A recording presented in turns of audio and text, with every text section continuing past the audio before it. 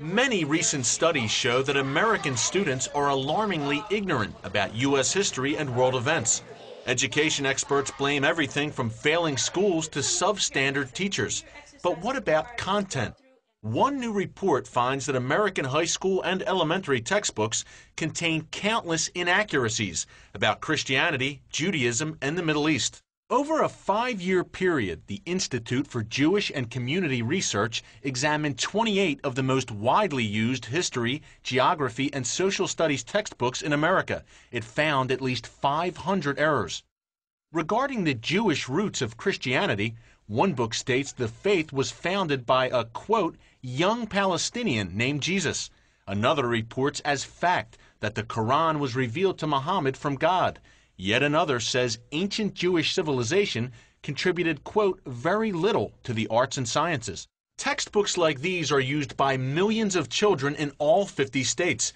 University of Arkansas Chair Sandra Stotsky has seen some of them firsthand. During her time as a commissioner at the Massachusetts Department of Education, Stotsky helped set standards for students and teachers on the K-12 level. She wrote about her experience in The Stealth Curriculum. We heard from a number of groups who were outraged because they didn't want what they called a Eurocentric version of history.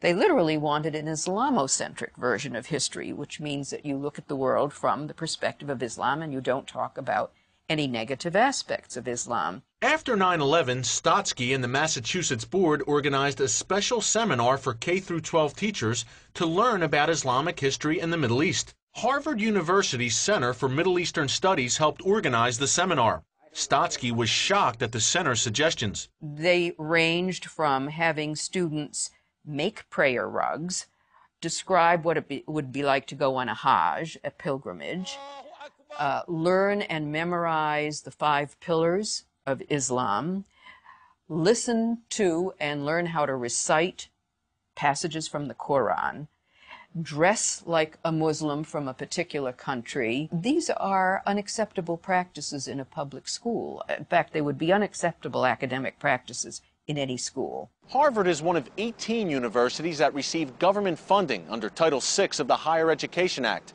To qualify for that funding, the universities are required to conduct outreach to K-12 teachers, helping them shape lessons for school children. The teachers think they're getting expert insight from university scholars about Islam in the Middle East. They may be getting much more. The Saudi government has donated millions to Middle East centers at universities that receive Title VI funding.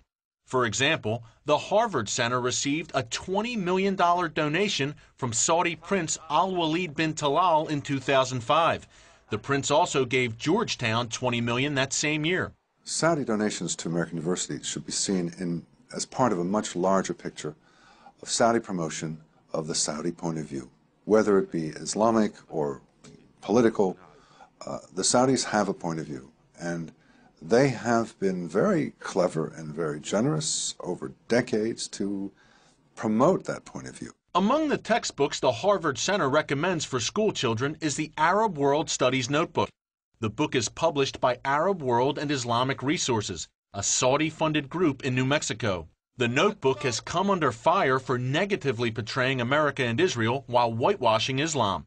It's been banned by some school districts. It's very difficult to find any discussion of ancient Israel, that it actually existed in time as a country. They would discredit even the founding of the State of Israel by claiming that it was imposed by European or Western powers. One of the notebook's most controversial claims is that Muslims made it to the New World before Columbus.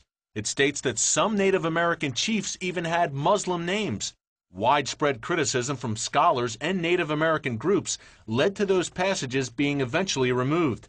The book's author, Audrey Shabazz, did not respond to our request for an interview.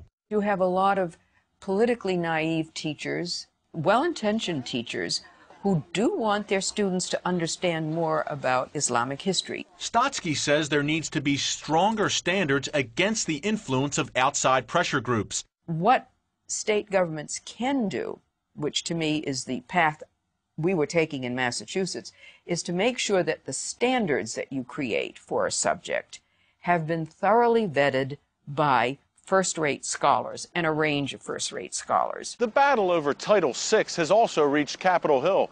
In August, Congress approved revisions to the Higher Education Act of 1965, which includes Title VI.